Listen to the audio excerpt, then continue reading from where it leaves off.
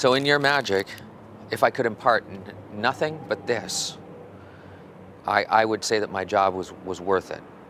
It all boils down to this. This one key thing will make your magic look so much better. You can't indicate when you're doing a move. You have to be like hot steel through ice. So many people, when they're doing magic, when they do a move, they speed up. When they do a move, their voice goes a little higher.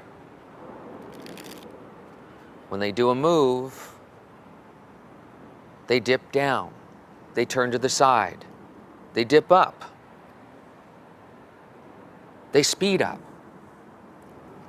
They indicate in some way that something is going on.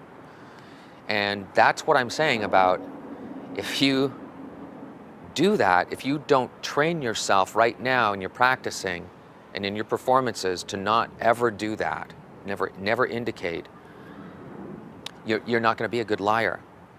And you have to be an incredible liar to be a magician in the first place.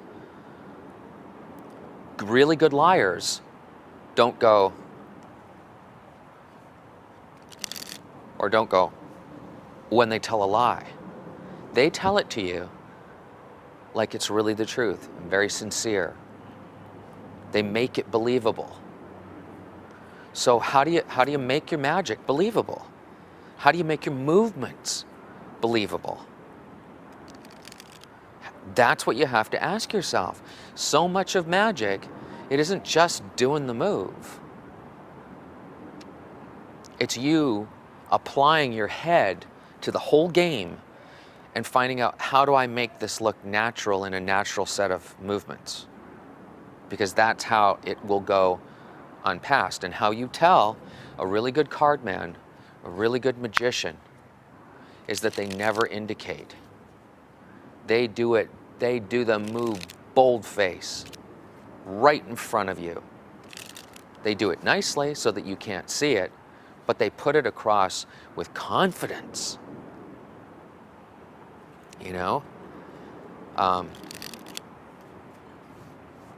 If you go back and look through some of my other my performances and other videos, you're gonna see that I can sit there and do the pass in front of you and not indicate at all.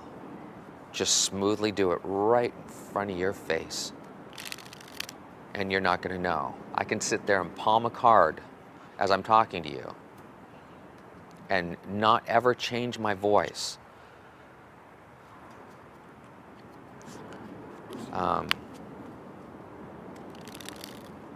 I can sit there and do a double lift. And when I show you the card and you see it, and I turn it back over, I'm not in a rush to get rid of the fake card. As I put it in, I'll casually look, I'll open the deck, I'll put it in, and away it goes.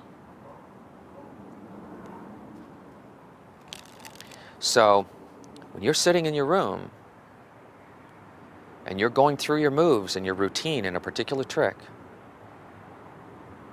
you've got to watch yourself. Want to speed up, want to talk louder, to get away from the move.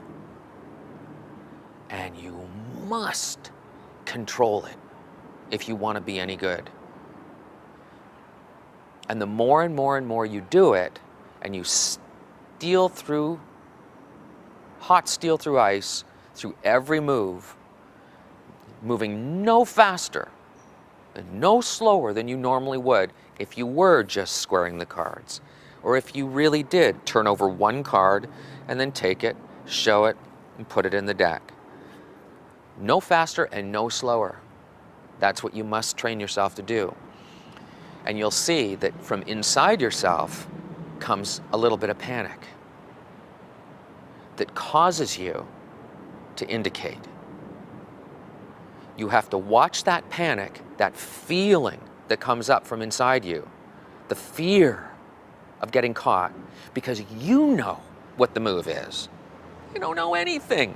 They know nothing. They know what you're saying to them. If your move is halfway decent, they're not going to know anything. Don't be silly. Don't run when no one's chasing you. So you have to get over your own knowledge of how the trick is done and how the move is done. Because that knowledge inside of yourself will cause you to panic when it comes time to do it. All you're going to think is, they're going to see it. They're going to know. They're going to see it. They're going to know. They're going to see it. They're going to know. And you're buried. And then you indicate as you try to cover the move up. No. No, no, no, no, no. You can't sit there in front of your webcam and do the pass brilliantly for me and then get in front of real people and start indicating all over the place. You know, who cares if you can do a pass perfectly in front of a webcam? I've seen it a million times. Good job. Now you have to train yourself to have that same relaxation that you have in your room in front of the mirror with people. So there are a couple ways to do that. One is, you know how you've got a couple people in your life who are real sticklers?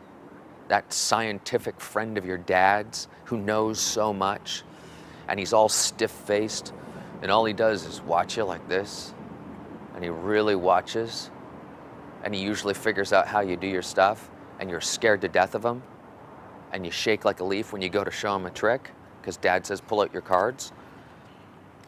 What you can do is, you can imagine that he's the one watching you when you're in your room practicing your pass.